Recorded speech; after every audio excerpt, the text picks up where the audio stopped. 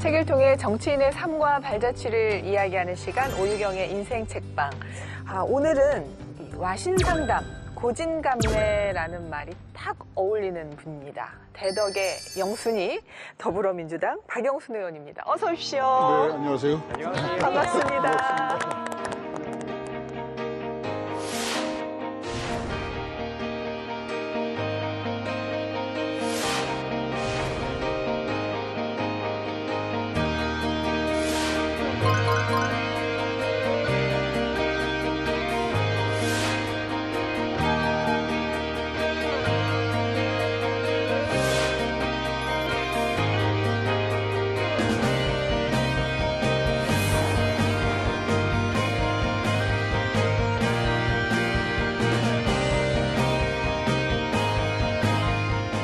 고진감래라고 제가 소개를 드렸기 때문에 네네. 그 쌉쌀한 씁쓸한 이야기는 천천히 듣기로 하고요. 네네.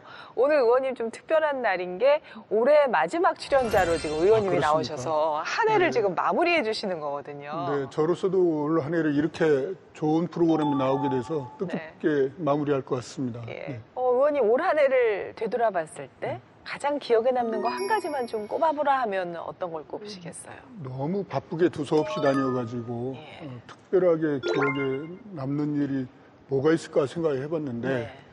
그래도 저희 지역에 한 10여 년 동안 네. 묵었던 숙제를 해결해서 신탄진이라는 곳이 있는데 네. 그곳에 철도 차량 정비단에 들어가는 인입선 철도라는 곳이 있습니다. 예. 그 철도 때문에 지역 발전에 많은 걸림돌이 돼서 네. 지역 주민들이 그 철도를 옮겨주기를 오랫동안 희망했는데 예. 제가 국회의원이 되고 난 다음에 그 문제를 해결해서 지난주에 기공식을 했습니다. 와, 네, 축하드립니다. 그래서 네, 저로서는 굉장히 뜻깊은 축하드립니다. 일이죠. 네. 오래된 수건 네, 사업이 한 11년 동안 못한 사업을 제가 그게 국회의원이 돼서 올해 딱 해결했기 풀렸다. 때문에 네, 이럴, 지역 주민들이 굉장히 좋아하시죠. 이럴 때 개인적으로는 대우 맞다 이렇게 얘기를 하는 건데. 그렇죠. 그러면 저희가 코로나로 2021년도 다 너무 힘들었잖아요. 예. 그러면은 우리가 이제 한 해를 보내면서 이렇게 잘한 부분은 서로 칭찬해주는 시간을 가지면 좋을 것 같아요. 정말 필요해요. 네, 제가 이제 하나 이제 제가 칭찬받을 일을 얘기하면 먼저? 그냥 진영아 칭찬해 이렇게 한마디씩 같이 해주시면 좋을 것 같아요. 네. 저는 2021년도에 남편과 싸우기는 했지만 그래도 이렇게 소소하게 행복한 가정을 꾸리고 있습니다. 진영아 칭찬해. 칭찬받을 일이야. 박수 받을 일이야. 그렇죠. 남편분 얘기도 좀 들어봐야 되는데. 그러게요. 네, 웃어봐도 잘하고 있는지. 왜 그래? 우리 허희 씨는요? 네, 전 올해 드디어 박사학위 받았어요. 허이 칭찬해. 네, 감사합니다. 잘했어요. 너무 네. 잘했어요. 그 어렵다는 박사학위를 한 번도 안 떨어지고 단번에 땄다는 전설 같은 얘기를 지금. 예. 저도 사실은 그 유튜버가 한번 돼보고 싶었는데 유튜브 끝나면 올해 오유경 TV를 얼마 전에 개국을 했습니다. 예. 우리 유경아 칭찬해. 오유경 아주 칭찬해. 정말 칭찬해요. 좋아요, 구독, 댓글. 하고 있습니다. 댓글 남길게요. 네. 우리 의원님은 예, 의원님. 저는 2021년도에 우리 지역구 사업도 많이 하고 예산도 많이 따왔습니다. 오, 칭찬해. 칭찬해. 기분 좋은데요? 그렇죠. 뭔가 이거 칭찬을 굉장히 고래를 괜찮은데요? 칭찬한다더니. 네네. 칭찬받으니까 네. 참 그래도 훈훈하게 마무리할 수 있을 것 같아요. 맞아요. 의원님 올해 마무리는 아주 좋으셨지만 네. 그 전에까지 엄청 힘드시고 낙선의 역사도 엄청 기셨다면서요. 네, 7전 8기인데 진짜 각종 선거를 7번 떨어지고 야. 작년에 4.15 총선에서 처음으로 8번째 당선이 됐습니다. 고난의 역사였죠. 예. 네, 그래서 제가 95년도에 처음 이제 시민단체 추천으로 시민 후보로 시의원에 나왔다가 95년부터 시작된 고난의 역사입니까? 2등으로 낙선했는데 정치에 원래 뜻이 있어서 출마한 게 아니고 저희 이제 시민단체에서 지방자치에 좋은 사람을 보내야 된다 이래서 시민 후보 추천을 받았는데 2등으로 떨어졌어요. 나이가 어렸을 때입니다. 그래서 정치에 미련 없이 떠나 있다가 예. 노무현 대통령님 선거를 도와드리게 되면서 다시 한 10년 만에 정치 현장에 복귀하고 그 이후에 지금까지 이제 고생을 많이 했죠. 고생한 시기는 20년. 정치 시작한 시기까지 하면 30년 30년. 가까운데 처음으로 작년에 당선이 돼서 예, 기쁨도 크고 근데 또 그만큼 또 책임감도 무겁고 열심히 해야 되겠다 생각하고 있습니다. 근데 당선이 되셨지만 네. 또 그 당선 과정도 쉽지 않았다고 들었어요. 네, 굉장히 어려운 게요. 저한테는 마지막 기회였는데 이제 7번째 이제 8번째 도전인데 그때 저희 지역구가 전략공천 지역으로 지정이 돼서 저 아닌 다른 분이 내정돼 있었습니다. 청천벽력 있죠. 그거 얼마나 좀 극적이냐면 제가 지역구에 선거운동을 하러 다니면 어르신들이 이번에 박영순 될 거야 여론이 좋아 이런 소리를 듣고 그래서 기분이 좋아서 같은 선거운동원들이랑 우리 먹고 힘내서 밤늦게까지 돌아다니자. 저녁은 삼겹살로 이렇게 삼겹살을 먹고 있는데 그 저녁에 느닷없이 연락이 왔어요. 저희 선거 사무실에서 우리 지역이 전략적으로 결정이 됐습니다. 어머. 청천벽력으로 먹던 숟가락을 놓고 멍하면서 어떻게 해야 되나 이렇게 생각을 했는데 저희 당이 민주적인 절차를 통해서 잘못을 바로잡아 주시고 그래서 이제 제가 기회를 얻고 국회의원이 될 수 있었죠. 최대 위기가 그때 있었네요. 지옥과 천당을 왔다 갔다 그리고 이게 선거운동 하실 때 그 슬로건이 죽기 살기로라고 들었거든요. 진짜 죽기 살기로 예, 하셨- 선거운동을 진짜 죽기 살기로 하셨다고 하는데 10시간에서 11시간을 뚜벅이로 이렇게 걸어 다니면서 유세를 하셨다고 하는데 정말이에요? 네, 사실입니다. 저희 지역은 남북으로 길게 뻗어 있는 도농 복합 지역이고 보수적인 지역입니다. 그런데 갑자기 코로나가 찾아와서 행사도 다 없어지고 사람을 못 만나게 하니까 네. 그러면 방법이 없어서 길거리에 다니면서 유권자들을 만날 수밖에 없어서 하루에 10시간, 11시간을 끝에서 끝까지 걸어 다녔습니다. 그리고 음식점 앞에 같은 데 이렇게 있으면 유리창 너머로 들어가면 폐가 되니까 이렇게 하고 하트도 날리고 2번을 도와주세요, 1번을 도와주세요. 뭐 이렇게 이제 박영순입니다. 이렇게 하고 선거운동을 했는데 저희 지역 주민들께서 진정성을 봐주시고 당선을 시켜주셨습니다. 20년 넘게 그러고 하셨으면 이제는 진짜 돌 붙여도 돌아 안 된다고, 그렇죠? 예, 그럴 시간이에요. 그렇죠. 근데 의원님이 워낙 풍채가 좋으시고 키도 엄청 크시네요. 키는 180cm인데요. 비율이 나빠서 이게 무슨 소리십니까? 다리가 좀 짧아서 극장에 이렇게 앉아있으면요. 네. 뒤에 앉아 계신 분들이 자꾸 앉으라고 그래요. 저는 앉아있는데. 허리를 더 낮추라고. 네, 예. 그래서 근데 이제 장점도 있는 게 어디 가서 이렇게 좌중이 많은 곳에 제가 앉으면 제가 잘 보인대요. 제가 그렇죠. 꼭 잘생겨서가 아니라 앉은 키가 크다 보니까. 그게 장점입니다. 네, 네, 장점이시죠. 오늘 의원님이 이 수많은 고난에도 불구하고 이렇게 정치인으로서 이제 국회 입성하시고 드디어 이제 펼치고 계신데 그래서 인생책을 뭘로 하셨을까 굉장히 궁금했어요. 와, 앙뚜안드 생텍쥐페리의 말로만 듣던 그 명저. 예. 인간의 대지가 대지. 의원님의 인생책입니다. 저는 의원님께서 이 책을 꼽으셨다고 했을 때 네. 역시 7.8기를 겪으신 분은 다르구나.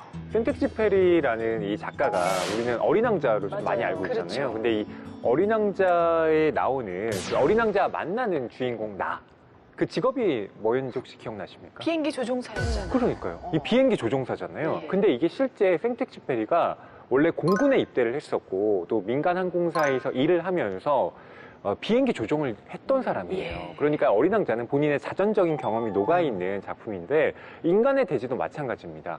그러니까 이 작품을 보면 그냥 비행기를 타고 룰루랄라 다니는 게 아니라 수없이 불시착을 해요. 그러니까 이 당시에만 해도 이 비행기 산업이 제대로 발달하지 않았기 때문에 비행사들이 목숨을 잃는 경우가 허다했던 거예요. 생텍쥐페리도 마찬가지였습니다. 그러니까 그런 경험들이 여기에 녹아있고 그런 수많은 사투를 벌이면서 네. 어떻게든 삶을 위해서 버텨나갔던 그런 일대기가 여기에 담겨 있어요. 그런 점에서 의원님과 참 닮아있는 책이라는 생각이 들어요. 제가 학생운동을 하다가 예. 89년도 말에 교도소를 가게 됐는데 교도소에 있으면서 읽은 책입니다. 근데 이 책이 상당히 가슴 깊게 와닿았고 나가면 이런 삶을 살아야겠구나. 꼭 조종사는 아닐지라도. 네네. 그래서 어떻게 보면 인생의 가장 어려운 시기에 네. 또 이 얘기를 읽었기 때문에 더 지금 가슴 깊이 이 책이 인생책으로 남아있는 게 아닌가 싶네요.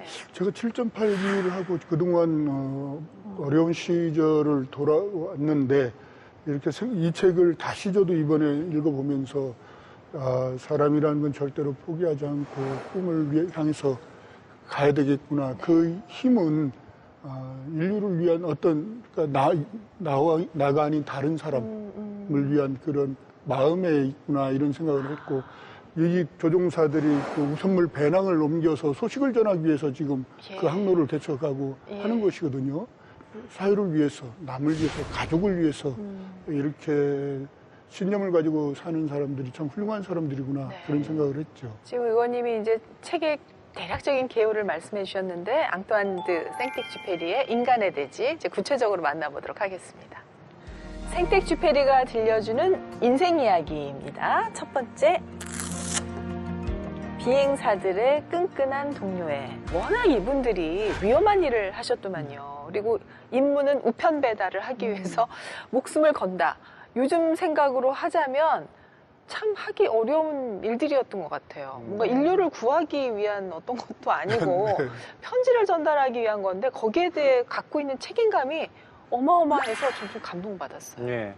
그러니까 이 당시에만 해도 그러니까 비행기 조종을 한다는 게 예. 목숨을 내 걸어야 하는 일이었던 거예요. 네. 근데 이게 또 남들은 경험하지 못한 특별한 일이기도 그렇긴 하잖아요. 하죠. 누가 하늘을 날아보겠습니까? 그렇죠. 그러니까 여기에 대한 또 동경이 있다 보니까 네네. 생텍쥐페리가 이 비행기 조종에 빠져들었던 건데 당시에 이 사랑하던 여인은 위험하니까 하지 마라고 만류를 하기도 했어요. 그럴 수밖에 없었을 것 같아요. 결국 생텍쥐페리는 이 여인과 헤어진다. 와. 조종사가 됩니다. 어. 네.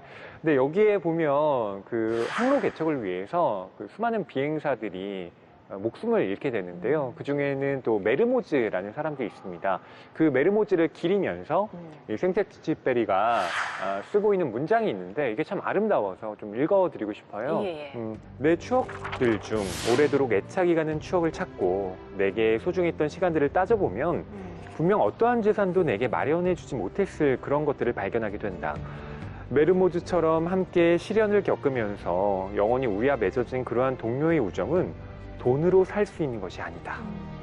비행을 하던 그 밤, 그리고 그 무수한 별들, 그 평온함과 온전히 나의 통제 아래에 있던 그 몇 시간, 돈으로는 그러한 것들을 살 수 없다. 이게 왜 당시에 아카데미 프랑스에즈 소설 대상이라고 하는 프랑스의 유명한 소설 문학상을 받았고 또 미국에도 번역이 됐는데 전미도서상을 받았거든요. 이런 걸 보면 이게 왜 그렇게 받았는지 그 문장의 아름다움을 좀 알 수가 있죠. 네. 우리 권진영 씨는 어때? 이 구절 들으니까 어때요? 그러니까 저는 제가 지금 부자가 아니라고 생각했는데 여기 네. 보면 생텍쥐페리 말대로라면 저는 부자인 것 같은 그런 생각이 들어서 좀 시건방져도 되지 않을까 그런 생각을 조심스럽게 주변에 해보게 끈끈한 동료들이 많으셔서 그러니까요. 그래서 오늘 그 친구들한테 고맙다고 얘기해주고 싶네요. 저를 아껴주는 사람들이 그래도 소소하게 좀 있거든요. 의원님 어떠셨어요? 지금 살면서 어려움이 많으셨을 테니까 네. 그래서 인간관계에 대해서 더 많은 생각을 하셨을 것 같거든요. 그럼요. 아무래도 제가 지금까지 올 수 있었던 힘은 주변의 지인들이 끝끝내 도와주셨기 때문에 왔고 좋은 일과 나쁜 일을 함께 할 수 있는 동고동락을 같이 했기 때문에 그 네. 힘으로 온 것이죠. 그래서 네. 무엇보다 저 같은 정치인에게는 인간관계가 제일 중요한 것이고요. 근데 그런 사람만 있지 않고 굉장히 의원님 쟤 또 나와서 또 떨어져 하면서 외면한 아픈 기억도 많지 않으신가요? 그런 분도 많이 계시죠. 예. 맨날 안 되는데 왜 나와? 어.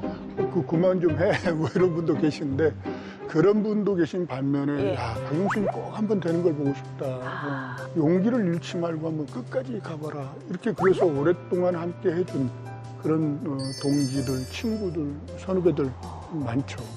아마 그렇지 않았으면 어떻게 왔겠습니까? 옛말에 왜 귀가 크면 인덕이 있다 이런 얘기를 들은 적이 있는데 우리 의원님 귀가 크시잖아요. 그러고 보니까 네. 엄청나시네요, 네, 의원님. 근데 실제로 인덕이 많아서 그런지 자서전 출판회 때, 예. 출판 기념회 때 이 축사나 1시간 넘게 했었다는 얘기 들었거든요. 이 인덕을 쌓는 비법 같은 게 혹시 있으실까요? 좀 저는 둔감한 편인데 살다 보니까 사람은 인간관계 기술도 좀 필요하다 이런 그런 깨달음도 생기더라고요. 어떤 대표님. 기술이 필요해요? 표현. 표현도 좀 잘하면 잘한다, 예. 좋다면 좋다, 예. 또 뭐 무슨 기념일 같은 때 좀 뭐라도 해주고 해야 되는데 인간관계를 잘 해나가려면 그런 기술도 좀 필요하다. 이런 것도 있고요. 마음에 안 드는 것을 참을 줄 아는 사람이 돼야 된다. 의원님이 이제 오랫동안 그 지역 주민들의 마음을 사기 위해서 노력을 하신 거잖아요. 20년 넘는 세월을 어찌됐건 하셨는데 일단 당선이 되셨고 이래서 사람 변했다는 얘기 또 안 듣고 싶어 하셨을 것 같아요. 맞아요. 그래서 지속적으로 소통을 위한 노력을 하지 않으실까 싶은데. 네, 당연하죠. 예. 제 선배 동료 의원께서 이런 말씀을 해주셨어요.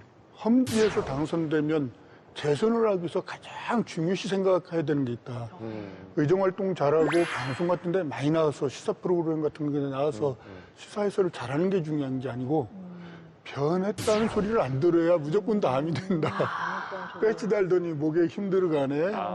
좀 변했네. 이런 소리를 안 들면 꼭 겸손하면 재선의 기회가 반드시 오는데 아무리 잘난 소리를 밖에 나가서 해도 그거는 안 된다. 그래서 늘 겸손하게 처신해라 이런 이제 저한테 조언을 해주셨는데 그게 아주 금과 옥조죠. 예. 저는 이제 지역에서 저희 지역 주민들이 두 가지를 말씀하세요.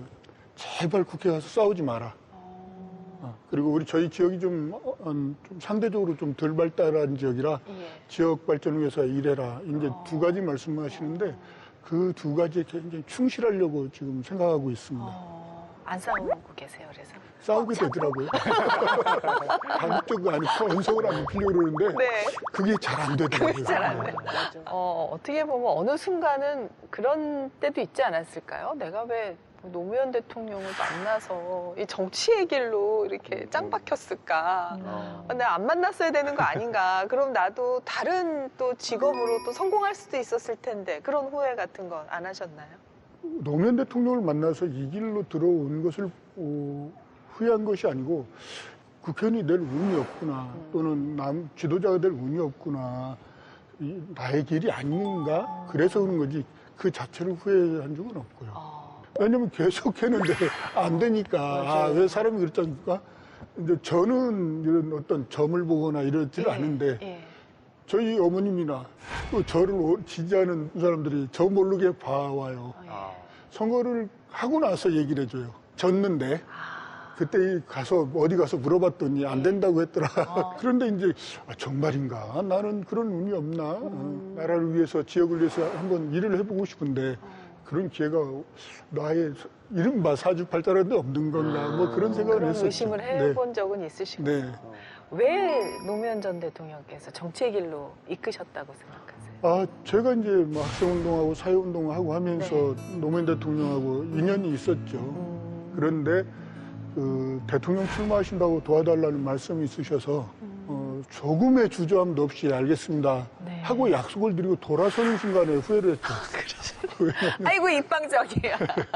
그때 노무현 대통령께서 1.7%밖에 지지율이 안 되셨어요. 맞아요. 그래서 그때였어요? 제가 그 대답을 해양수산부 장관 취임하시고 한 3개월 뒤에 만나셨는데 그때 얘기를 하셨구나. 해양수산부 장관실에서 뵀는데 대통령 출마를 하려고 하니 도와달라 이런 말씀을 하셔서 네 알겠습니다 열심히 돕겠습니다 하고 장관실 문을 나서면서 아이고 그런데 이제 그분을 워낙 존경하고 좋아하다 보니까 제 모든 걸 다해서 사력을 다해서 이분을 도와야겠다 이렇게 생각을 했고 기적처럼 노무현 대통령이 대통령이 되셨죠. 그 다음에 제가 이제 생각을 바꿨습니다. 정치를 안 하려고 하다가 노무현 대통령은 비주류고 우리 사회 또 소수파이신데 그 대통령이 되는 과정에서도 굉장히 우여곡절이 많았었습니다. 그래서 내가 정치에 참여해서 우리 노무현 대통령이 정치를 좀 하시는데 힘을 보태드려야겠다 이런 마음에 이제 시작을 한 게 여기까지 왔습니다. 근데 의원님 이렇게 보니까 왠지 너무 진지하셔가지고 개그 프로그램 보실 때도 안 웃으시죠? 빵 터지긴 하는데요. 빵빵 터지긴 해요. 왜냐면 대한민국의 개그맨들이 천재성이 있는 분들이고 너무 재밌는데 네. 빵 터지는 순까지가 좀 빈지 모드로 막 보다가 그러니까 참 웃기기가 힘든 스타일의 의원님이 네, 아니실까 싶어가지고 우리 의원님의 그 개그 DNA를 좀 파악하기 위해서 예, 예. 의원님의 그 이름으로 삼행시 퀘스트를 한번 해보도록 하겠습니다. 좋습니다. 네, 제가 선창해 드릴게요. 박, 박수를 받을 만한 삼행시를 지어야 되는데 네, 영, 영 안 떠올라가지고 오, 좋습니다. 순자가 더 문제예요. 오, 잘하시는데? 오, 의원님 진짜 잘하시는데요? 아, 이거 준비를 좀 하시고 하나 더 해볼까요? 조금 보입니다. 좋아지고 계세요. 예, 예, 그래서 좋아요. 제가 아재 개그를 준비했습니다. 요거 맞춰보시고 프로그램 끝나고 지역 주민들과 만날 때 꼭 이렇게 한번 해보셨으면 네, 좋겠어요. 네, 아주 가볍게 시작하도록 하겠습니다. 석유가 도착하는데 걸리는 시간은 이건 약간 정신을 놔야 풀 수 있는 아, 석유가 도착. 네. 5일. 정답입니다. 네, 오. 석유가 도착하는데 걸리는 시간은 오일. 5일입니다. 네, 하나 더 드릴게요. 소가 불에 타면 그건 쉽다. 탄소. 탄소. 와, 의원님 천재인데. 네, 이런 그러면 거에 강하시구나. 가수 비가 자기 소개할 때 뭐라고 할까요? 그것도 좀 쉬운 것 같은데. 나 비야, 비. 오! 나비야, 맞죠? 나비야. 나비야. 와, 박수 보내드릴게요. 아, 잘하셨습니다. 의원님은 개그감이 있다기보다는 예. 네. 학습 능력이 뛰어난 것 같아요. 의원님 좀 몸풀기 좀 되셨죠? 안 돼. 예, 좋습니다. 자, 그럼 다음으로 넘어가 보겠습니다. 생택 주페리가 들려주는 인생 이야기.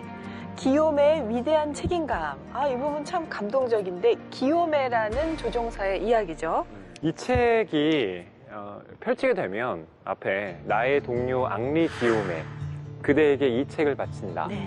라고 되어 있습니다. 네. 그러니까 이 책 자체가 그 동료인 기욤에 대한 뭐 헌사라고 볼 수가 있는데 네. 기요메 씨는 왠지 귀여울 것 같아요. 기욤이 예, 기요메. 근데 이 기욤에 씨가 비행기 조종을 하다가 만년설로 뒤덮인 안데스 산맥에 불시착을 하게 돼요. 당시에 뭐 추운데 도움을 요청할 사람도 없고 어떻게든 자기가 자력으로 거기를 벗어나야 되는 거잖아요. 근데 그러기가 쉽지 않잖아요. 네. 잠은 계속 쏟아지고 추위는 엄습하고 먹을 것은 없고 이런 와중에 이제 못하겠다. 나는 여기까지인가 보다 라고 체념을 하려던 찰나에 부인이 떠오른 겁니다. 내가 여기서 이렇게 숨을 거두게 되면 아내가 이제 혼자 살아가야 되는데 보험금 어떻게 하지? 내가 보험금을 들어놓긴 했는데 실종 상태로 되면 4년 있다가 보험금이 지급되는 거예요. 그럼 최소한 내가 잘 보이는 곳에, 그러니까 누군가의 눈에 잘 띄는 곳에 가서 생을 마감해야겠다고 그때 또 걷습니다. 그렇게 하다가 구조가 돼요. 와. 그러니까 이런 게 어떻게 보면 불굴의 의지잖아요. 그렇죠. 그러니까 이런 걸 보면 기욤메가 자기 가족에 대한 책임감을 가지고 자기의 생존 의지를 불태웠다라고 볼 수가 있는 네네. 건데 여기에 대해서도 이 책에 55페이지에 좀 나와 있습니다. 네. 그의 진정한 장점은 그의 위대함. 그것은 자신에게 책임감을 느끼는 것이다. 자기 자신, 우편 비행기, 그리고 희망을 가지고 있는 동료들에 대한 책임감 말이다. 그는 그들의 고통 혹은 기쁨을 자신의 손에 쥐고 있다. 저 아래 살아있는 자들이 사는 곳에 새로이 세워지고 자신도 참여해야 하는 것에 대한 책임감. 자신의 일의 한도 내에서 인간의 운명에 대해 어느 정도 가지는 책임감. 저는 이 책임감에 대해서 굉장히 좀 다르게 조명이 됐다는 사실이 놀라운데 결국 자기의 목숨을 살린 게 자기가 남을 위해 가진 책임감 때문이었던 게 전 놀라워요. 왜냐하면 내 책임감을 버리고 내가 사는 케이스들에 대한 이야기를 너무 많이 들었는데 오히려 책임감을 가졌기 때문에 살았다. 이 당시 비행기는 기욤메가 탄 비행기는 고도 3,000m가 최고 올라갈 수 있는 그 성능의 비행기인데 예. 안데스 산맥은 4,000m 이상이 넘습니다. 그걸 넘으려고 하다 보니 이제 사고가 나고 불시착이 된 거죠. 네. 예, 그러니까 책임감 때문에 성능이 아직 안 되는 비행기를 가지고 우편 행랑을 싣고 가다가 불시착을 한 거죠. 네. 그런데 또 살아야 되는 이유가 또 하나 있는 거죠. 가족들을 위해서. 예, 예. 그래서 책임감, 헌신성 이런 것들이 굉장히 말씀하신 대로 스스로도 살리고 남도 살리고 하는 중요한 일이 아닌가. 그런 극한의 상황에서 아내에게 보험금을 빨리 타게 해서 생활을 편하게 하기 위해 좋은 남편인 것 같아요. 이런 남편. 오서방 이런가? 아, 오서방은 진짜 제가 책임감 있게 지금 우리 오서방을 지키고 있죠. 예. 아, 본인이 책임감을 발휘하고 그럼요. 계시다고요? 저 인간 내가 책임져 주지 않고 이건 누가 책임지겠어. 이런 약간 불쌍히 여기는 마음이 있더라고요. 근데 의원님은 그 러브 스토리가 굉장히 또 특이하시더라고요. 감옥에서 만났다라는 얘기를 들었어요. 학교 학생운동 후배인데 예. 제가 이제 감옥을 갔는데 그때 당시는 이제 그 면회가 부모님, 네. 그 다음에 배우자나 약혼자밖에 안 되고 일가 친척 형제도 안 되도록 돼 있어요. 면회도요? 네. 그리고 이제 약혼자도 부모의 도장을 받아서 교도소에 등록을 해야 됐는데 제가 이제 우리 저희 학교에 있는 남아있는 학생운동 하는 분들하고 연락과 이런 것들이 필요하니까 학생운동 조직에서 약혼자를 선발해서 이제 이미 이제 약혼을 그런 하셨던 아니죠. 이제 가짜. 그렇죠. 이제 왜냐하면 이제 면회도 다니고 소식도 전해주고 뭐 이렇게 해야 되니까 마음이 있었고 그렇죠. 근데 그 얘기가 너무 재밌는데 약혼자로 선발을 했다는 그러니까요. 말씀에. 근데 진짜 약혼자가 근데 되고 거기서 결혼까지 약혼자가 한 거예요? 연애를 하신 거예요? 이제 그래서 연애는 못하죠. 뭐 10분간 면회 시간밖에 안 주니까. 예. 면회를 그냥 꾸준히 오고 그래서 서로 마음을 이제 알고 그러니까 이제 마지막 면회 왔을 때 나가면 결혼하겠냐 해주겠냐 했더니 하겠다고 했죠. 진짜요? 네, 진짜요? 그래서- 근데 궁금한 게 학생 신분에다가 수감 생활까지 하셨잖아요. 근데 왜 좋으셨대요? 왜 좋아했다, 당신이 좋았다 이런 말은 잘 안 해요. 잘생겨서 뭐 이런 이유가 있을 거 아니에요, 의원님. 그런 말은 잘 안 하더라고요. 아니 어떻게 되신 거예요, 의원님? 아니 어떤 걸로 어필을 하셨어요? 그러니까요. 네. 일요일 낮에 시위하고 뭐 이렇게 하느라고 서로 그런 표현이라든가 이런 걸 그리고 왜 연애를 데이트할 기회가 없었고 아니 의원님 이해가 되는데 여자의 현실을 따지게 되지 않습니까? 네. 지금은 아마 가슴을 치지 않을까. 지금 근데 그 당시에는 그때 왜 내가 그랬을까, 저 인간. 그럼 의원님 의원님, 영상 편지 영상 한번 편지 하세요. 합시다. 진짜. 이거 대본에는 없었지만 네. 의원님 하셔야 될 것 같아요. 와이프한테 고맙다고 좀. 음악 들어갑니다. 네. 이게 굉장히 쑥스러운데. 네. 하여튼 여보, 함께 고난을 외쳐오느라 고생 많았고, 글쎄 곱게 잘 늙었으면 좋겠습니다. 사랑합니다. 사랑합니다. 하트병. 사랑합니다. 아니 그 유권자들한테 그렇게 하트도 많이 그러니까. 하시고 이것도 하시는데 왜 왜? 오래 살면 또 이제 동기가 돼서. 부끄러우신 거예요. 부끄러우신 거예요. 그러시구나. 이게 참 선거라는 게 그 후보도 열심히 다니지만 사실은 가족분들도 그쵸. 함께 그 고생을 짊어지잖아요. 가족분들에게 가장 고마우셨을 때는 언제였나요? 저희 어머니 아버님이 계신데 지금은 이제 연세가 다 80 중반이세요. 근데 어머니 아버님이 그 뜨거운 여름이나 뭐 추운 겨울에도 자식을 위해서 길거리에 그렇게 열심히 다니시고 제 명함이 이렇게 얼굴 사진 들어있는 명함이 떨어지면 그거를 다 그 추운 겨울에 그 진흙바닥에 있는 걸 어머니는 죽게 되지. 다 주워오세요. 그러면 다른 분들이 그렇게 안 해도 된다 그러면 우리 아들 얼굴 누가 밟고 지나기 싫다고 이럴 정도로 또 저희 집사람이나 아이들도 어렸을 때부터 뭐 아빠 선거 때문에 굉장히 고생을 했죠. 따님이 아빠에게 편지를 쓴 게 있다고 들었거든요. 그때 아마 마지막 유세장에서 우리 딸이 아마 읽은 것 같은데. 유세장에서 네. 읽었어요? 네, 우리 딸이. 우리 유권자들이. 유권자들 있는 앞에서. 그때 좀 뭉클. 그러죠. 예, 아무래도 뭉클하죠. 고맙고. 어렸을 때 유만할 때부터 유세장을 손꼽고 다녔는데 이제 그랬겠네. 나이가 커서 이제 가족들이 굉장히 이렇게 단단하고 똘똘 뭉쳐 있을 것 같은 생각이 들어요. 그리고 각자 또 굉장히 독립심과 자립심도 강하고 또 아빠에 대한 어떤 존경심도 많고 근데 이게 이번에 사실 안 되셨으면 어떻게 보면 조금씩 상처로 남을 수 있는 일인데 자식들은 아마 아빠를 믿어서는 안 된다 이런 생각이 아유, 의원님 이제 얘기를 아주 진하게 잘 들어봤습니다. 자, 다음으로 넘어가겠습니다. 생택주 페리가 들려주는 인생 이야기 세 번째. 사막 한복판에서 느낀 삶의 소중함에 대한 얘기입니다. 예. 이게 어떤 얘기인가요? 이것도 어린 왕자의 모티프가 된 네. 그 에피소드라고 볼 수가 있는데 이 소설이에요. 이게 생텍쥐페리의 자전적 이야기가 들어가 있는데 에세이식 소설이라고 보시면 돼요. 근데 여기에 주인공인 나와 프레보라고 하는 사람이 네. 사막에 또 불시착을 하게 된 겁니다. 안데스 산맥도 물론 굉장히 고통스러운 곳이지만 사막은 또 어떻습니까? 네. 그때 이 프레보라는 사람이 이렇게 힘든 상황을 겪을 바에야 그냥 단번에 생을 마감했더라면 더 나았을 텐데 이런 말을 하기도 합니다. 근데 거기에 대해서 생텍쥐페리가 프레보와 나 우리 둘은 다시 냉정을 되찾는다. 아무리 가능성이 희박하더라도 하늘길을 통해 기적적으로 구조될 수 있는 기회를 놓칠 수는 없다. 마찬가지로 있던 자리에 그대로 머물러 혹시 가까이 있을지도 모르는 오아시스를 놓쳐서도 안 된다. 우리는 오늘 하루 종일 걸을 것이다. 이런 식으로 쓰고 있습니다.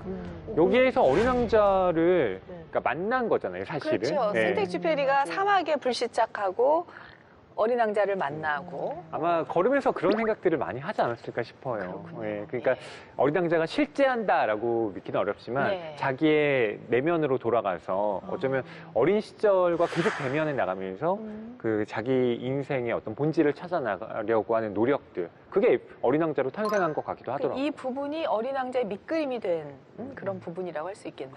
저는 이 부분을 읽으면서 이제 의원님과 생텍쥐페리와 약간 좀 이렇게 오버랩되는 부분이 있었거든요. 생텍쥐페리도 사막에서 희망을 잃지 않고 이렇게 어떻게 해서든 헤쳐나갔던 것처럼 의원님도 희망을 잃지 않았기 때문에 국회에 입성하게 되신 거잖아요. 이 부분에서 약간 공감되는 부분이 있으시죠? 그럼요. 저는 이제 이 사막에도 불시착하는데 이 조종사들이 밤이 되면 별을 보고 자기가 있던 도시도 생각하고 따뜻한 마음을 막 가지고 생각을 해요. 네. 그런 과정에서 사람은 그 희망이 어디서 사올까. 그래서 낙천적이고 긍정적인 마음에서 그런 희망이라는 게 생기는 거 아닌가. 예. 이런 생각을 하고요. 어려울 때일수록 그런 마음가짐이 필요하지 않나. 예. 의원님, 저희가 이제 우리 허위평론가가 이렇게 구절구절 아름다운 구절 읽어줬는데 혹시 의원님의 인생 구절이 있으시면 37페이지하고 네. 38, 39페이지에서 중간중간 제가 좋아하는 내용인데 이 메르모즈라는 조종사가 있습니다. 메르모즈는 다른 사람들을 위해 시도를 했다. 어느 날인가 시도를 너무 많이 한 끝에 마침내 그는 안데스 산맥의 포로가 됐다. 깎아지른 절벽 고도 4,000m의 고원 위에 불시착한 후 정비사와 그는 이틀 동안 그곳을 탈출할 방도를 모색했다. 이미 고장난 데다가 밤사이 얼어터져 모든 밸브에서 물이 줄줄 흐르는 비행기를 몰고 7분간 비행한 끝에 약속의 땅처럼 자신의 발 아래 펼쳐진 칠레의 평원을 발견했다. 그 다음 날 그는 또다시 비행에 나섰다. 안데스 산맥이 샅샅이 탐사되고 횡단 기술이 제자리를 잡자 메르모즈는 그 구간을 동료인 기요맥에 넘기고 자신은 야간 탐사에 나섰다. 그래도 그는 난관을 극복하고 항로를 열었다. 야간 비행이 익숙해지자 메르모즈는 대양 공략에 나섰다. 그리하여 1931년 최초로 우편기가 툴루즈에서 부에노스아이레스까지를 나흘 만에 주파했다. 귀환하던 중 메르모즈는 남대 서양 한가운데서 연료 탱크가 고장을 일으켜 풍랑이 심한 바다에 떨어졌다. 지나가던 선박이 그와 우편기 그리고 동료 승무원을 구조했다. 이처럼 메르모즈는 사막과 산, 밤 그리고 바다를 개척했다. 그는 사막에, 산에, 야간에 그리고 바다에 한 번 이상 추락했다. 하지만 다시 살아 돌아왔을 때 그것은 언제나 다시 떠나기 위해서였다. 마지막 문장 너무 멋져요. 언제나 다시 떠나기 위해서였다. 그냥 좀 쉬지. 이불 밖은 위험해. 나 이렇게 얘기해 주고 싶어. 아니 이 당시에 수많은 항로 개척하신 조종사들이 계셨을 거 아니에요. 메르모즈. 수많은 메르모즈가 계셨을 거예요. 그렇죠. 그러니까 비행기 항로가 개척이 됐죠. 근데 의원님은 좀 우리하고 다르게 좀 큰 생각, 어떤 큰 책임감, 큰 봉사 그런 걸 생각하고 사시죠. 다루는 주제가 아무래도 국가적 현안도 있지만 예. 사람은 다 우리 삶의 기초에서부터 그 시작되는 것이기 때문에 하나하나 아무것도 작은 것이라고 할 수 없죠. 네. 먹고 사는 아주 소소한 모든 것이 다 큰 것이지 어떻게 하나 소홀히 할 수 있겠습니까? 지금 뭐 큰 카테고리는 뭐 코로나19 팬데믹 방역 이렇게 하지만 뭐 작은 뭐 생활성의 실천 이런 것도 시작하듯이 예, 무엇 하나 인생은 버릴 게 없고 소홀히 할 게 없다 이런 생각을 합니다. 자, 우리 의원님의 성적을 한번 좀 보자면 또 의원님의 성적은 또 얼마나 입법을 많이 하셨는지 국감에서 얼마나 또 잘하셨는지 이거 아니겠습니까? 네. 근데 와 2021년 국감 우수의원상 받으셨네요. 감사합니다. 칭찬해. 칭찬해. 칭찬해.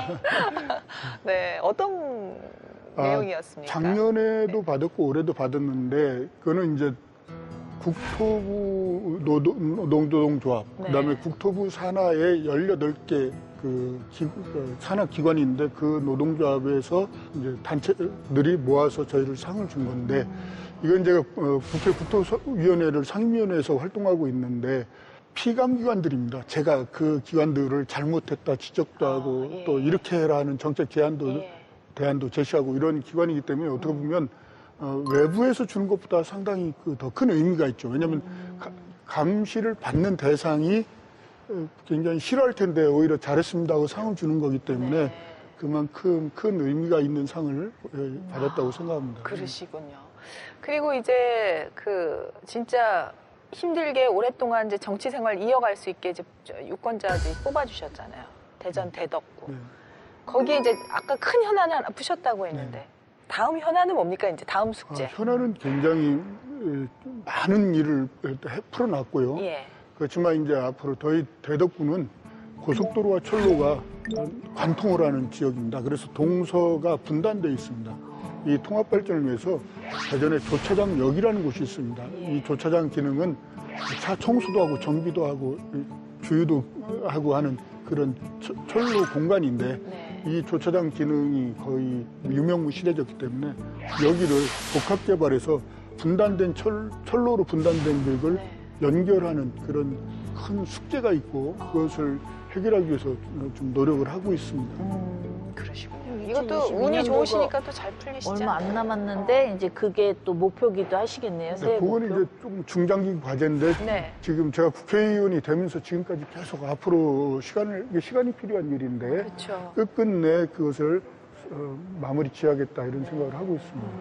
의원님 이제 앞으로 이제 정치의 길이 열리셨으니까 이제 정치의 길을 이제 쭉 이어 나가실 텐데, 네, 의원님 어떤 정치인으로 남고 싶으세요? 정말 사회적 약자를 위해서 깊은 관심을 가지고 그분들을 위해서 열심히 일한 국회의원 그거면 될 것 같다 생각합니다. 그 진정성을 또 인정받고 네. 실제로 역할들을 많이 제가 이제 뭐 어려운 가난 코스프레 이런 거 하려고 그런 건 아니고요. 네.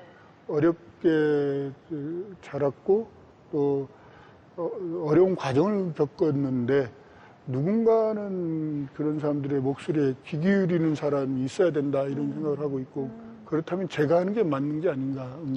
이 책을 어떤 분들에게 추천하고 싶으세요? 모든 분들이 읽어봤으면 좋겠다. 그렇게 하고요. 특별히 저와 함께 일하고 있는 우리 보좌진들에게 좀 추천을 하고 싶고요. 저를 30년 동안 함께 해준 지금 저희 보좌관이 있는데 제 선거를 한 번도 외면하지 않고 지금까지 책임지고 오고 있고 지금 제 보좌관이고 있고 그런 분들한테 강추하고 싶습니다. 그분들도 여기에 나오는 책임감, 그게 정말 대단한 분들이시군요. 네. 아마 그분들이 없었으면 제가 안 됐을 겁니다. 네. 지금까지 버텨오지도 못했고. 대단합니다, 의원님. 네, 그래서 예. 그러면서는 뭐 세상 부러울 게 없어요. 예. 권진영 씨 오늘 어땠어요? 우리 의원님은 제가 이렇게 봤을 때 국민 뚝배기 같으신 국민 뚝배기? 이렇게 빨리 식지 않고 계속 오래 보글보글 그것도 굉장히 두툼한 돌솥이고. 그러니까요. 예. 그래서 이제 한 10년까지는 안 식지 않을까. 오래 가실 거예요. 오래 가실 거예요. 그치. 계속 가열이 되죠. 그렇죠. 네, 예. 이렇게 오래 가실 때 많은 일을 해주시길 바라겠습니다. 네. 열심히 하겠습니다. 네, 네, 아, 네. 좋습니다. 허위평론가 이 책 한 줄 평을 좀 부탁드릴게요. 네. 하늘과 바람과 별과 인간. 네, 이렇게 한 줄 평 하고 싶은데요. 여기에는 하늘도 있고 바람도 있고 별도 있는데 네. 무엇보다 인간, 휴머니즘에 대한 강조가 되어 있습니다. 그래서 이 책은 이렇게 한 줄 평을 하고 싶었어요. 의원님 이제 올해가 저희 오유경의 인생 책방 마무리이자 이제 새해 인사를 좀 시청자분들께 드려야 될 때라서요. 그 의원님께 좀 부탁을 드리겠습니다. 네, 시청자 여러분, 올 한 해 코로나 때문에 얼마나 고생이 많으셨습니까? 위드 코로나로 좀 편해지는가 했더니 다시 이렇게 코로나 확진이 많아져서 걱정이 큽니다. 하지만 반드시 코로나 극복하고 일상으로 회복될 시간이 올 거라고 믿고요. 내년에는 하시는 일 다 잘 되시고 또 건강하시고 또 행복하시길 바랍니다. 여러분 너무 감사합니다. 네. 진짜 이 추운 계절에 정말 뜨끈한 남자를 만난 느낌이고요. 네, 의원님 이제 대전 대덕의 영순이뿐만 아니라 우리 전체 국민의 영순이가 되어주시기를 바라겠습니다. 네, 감사합니다. 네, 감사합니다. 감사합니다.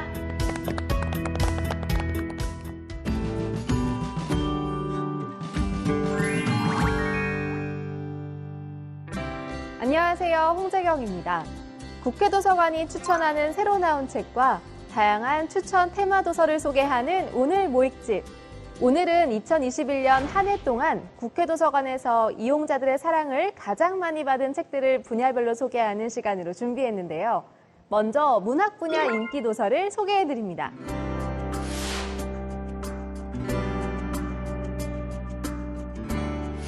첫 번째 책은 비밀스럽고 기묘한 이야기로 가득 찬 판타지 소설 달러구트 꿈 백화점입니다.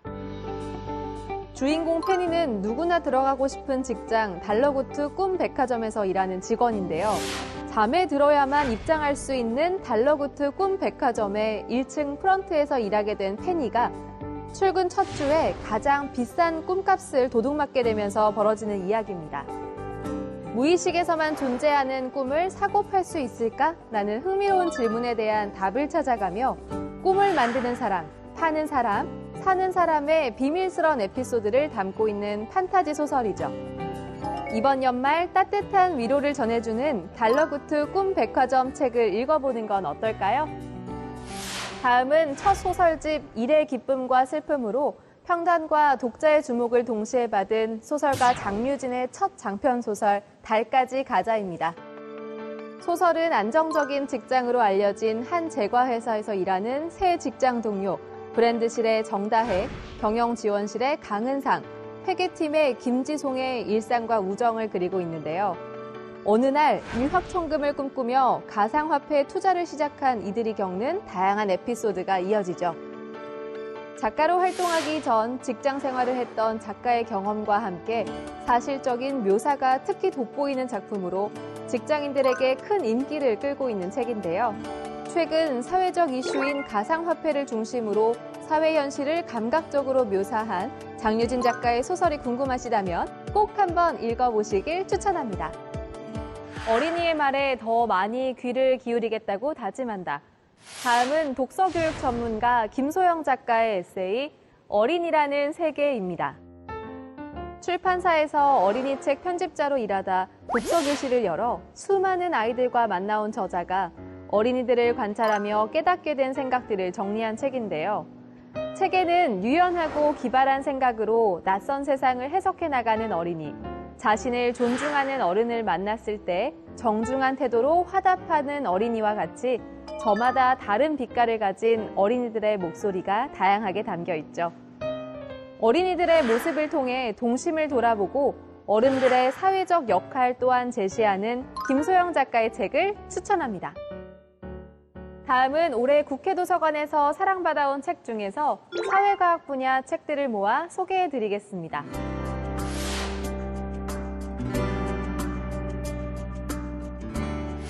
사회과학 분야 첫 번째 책은 정의란 무엇인가? 돈으로 살 수 없는 것들 책으로 유명한 하버드대학교 마이클 샌델 교수의 책 공정하다는 착각입니다. 이번 책에서 마이클 샌델 교수는 능력주의는 모두에게 같은 기회를 제공하는가? 라는 화두를 중심으로 진정한 공정에 대해 주목했는데요. 능력주의 도덕의 짧은 역사를 시작으로 최후의 면책적 편견 학력주의, 인재 선별기로서의 대학 등 능력주의가 제대로 작동하고 있지 못한 여러 사례들을 중심으로 공정에 대해 깊이 탐구한 책이죠. 마이클 샌델 교수가 제시하는 진정한 공정에 대한 이야기가 궁금한 분들에게 이 책을 추천합니다. 다음은 새로운 부와 힘을 탄생시킬 8가지 거대한 물결에 대해 이야기하는 책 2030 축의 전환입니다. 이 책은 코로나 이후 현재 진행되고 있는 여러 변화들이 서로 영향을 주고받으며 앞으로 어떤 세상을 새롭게 만들어낼지 주목하고 있는데요. 글로벌 트렌드 및 국제 비즈니스 전략 분야의 세계적인 전문가인 저자 마우로 기엔 와튼스쿨 교수는 인구, 사회, 경제, 기술 영역의 주요 메가 트렌드들이 수렴하는 2030년에 세계가 결정적 임계점을 지날 것이라고 책을 통해 전망하고 있죠. 미래의 사회가 맞이하게 될 변화에 대해 궁금한 분들이라면 이 책을 읽어보시는 건 어떨까요? 다음은 글로벌 외식 그룹을 이끌고 있는 김승호 회장의 돈에 대한 통찰과 철학을 담은 책, 돈의 속성입니다.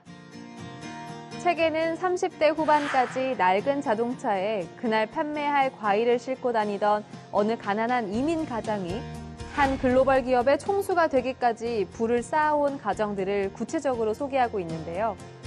부자가 되는 3가지 방법, 돈을 모으지 못하는 이유, 내가 재산을 지키기 위해 매일 하는 일과 같이 직접 터득한 노하우를 자세히 제시하고 있죠. 돈의 속성에 대해 더 깊이 있게 알고 싶은 분들께 이 책을 추천합니다. 자세한 책 내용은 국회도서관 홈페이지에, 다시 보기는 국회 방송 홈페이지에서 보실 수 있습니다. 저는 다음 주 새로운 책과 함께 돌아올게요.